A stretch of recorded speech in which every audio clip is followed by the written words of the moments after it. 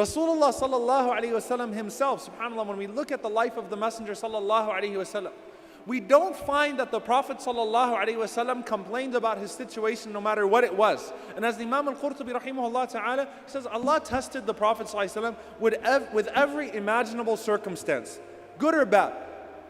Allah tested the Prophet sallallahu alayhi wasallam with being an orphan and only having a mother. Then Allah tested the Prophet ﷺ with not having a mother or a father and just having his grandparents. Then Allah tested him with not even having them and just being tossed between his uncles. Then Allah tested the Prophet ﷺ with being a successful merchant and becoming rich. And the Prophet ﷺ responded well to al-ghina. He was generous, he was gracious, he was humble. Then Allah tested the Prophet ﷺ with absolute poverty and estrangement. So he went from being a Sadiq al-Amin to being Sahir, Majnoon, and all the other names they used to call him, and being poor and broke and in poverty and boycotted. He tested him with al-faqr, and he passed that test, sallallahu alaihi wasallam. Then Allah took away Khadija radiallahu anha. So the Prophet ﷺ experienced life as a widower. Then Allah subhanahu wa ta'ala gave the Prophet ﷺ a test of authority, how he would deal with those who wronged him. And the Prophet ﷺ responded to that test. Then Allah tested the Prophet ﷺ with taking away his children. He buried 6 of his 7 children. The Prophet ﷺ passed that test. Allah tested the Prophet ﷺ with everything. Everything was thrown at the Prophet ﷺ, be it a test in hardship and a test in ease. And Umar ibn al-Khattab radiallahu anhu, one day he walks into the Messenger ﷺ's room, and he sees Rasulullah sallallahu alayhi wasallam rising from his sleep. And the Prophet sallallahu alayhi wasallam, his bed was a straw mat.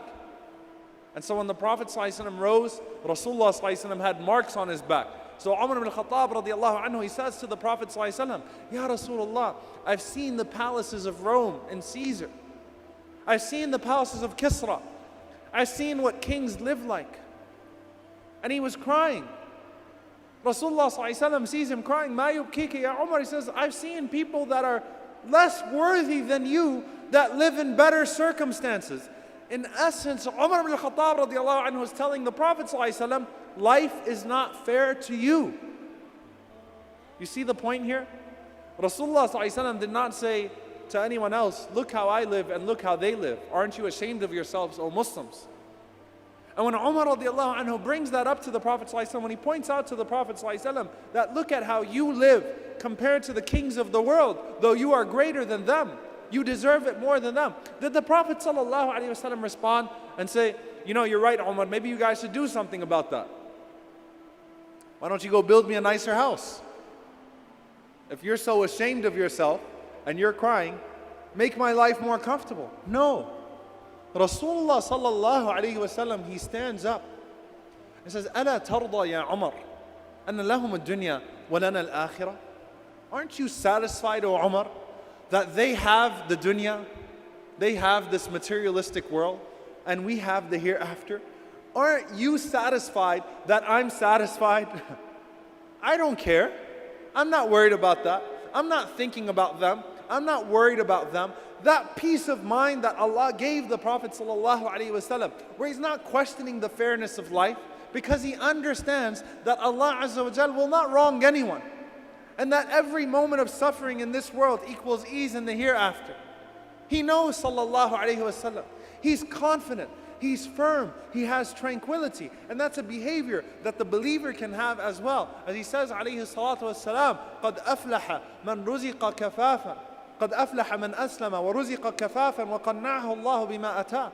Verily he has succeeded who has become Muslim and was given enough, and Allah Azza wa Jal satisfied him with that which he gave him. He was pleased, he was happy. لا يشاحح أهل الدنيا في دنياهم. As Ata rahimahullah said, he doesn't compete with the people of this world over their world. Let them have it. That's fine. I know Allah subhanahu wa ta'ala has something better in store for me. I'm not worried about that. I won't question Allah, I'll question myself.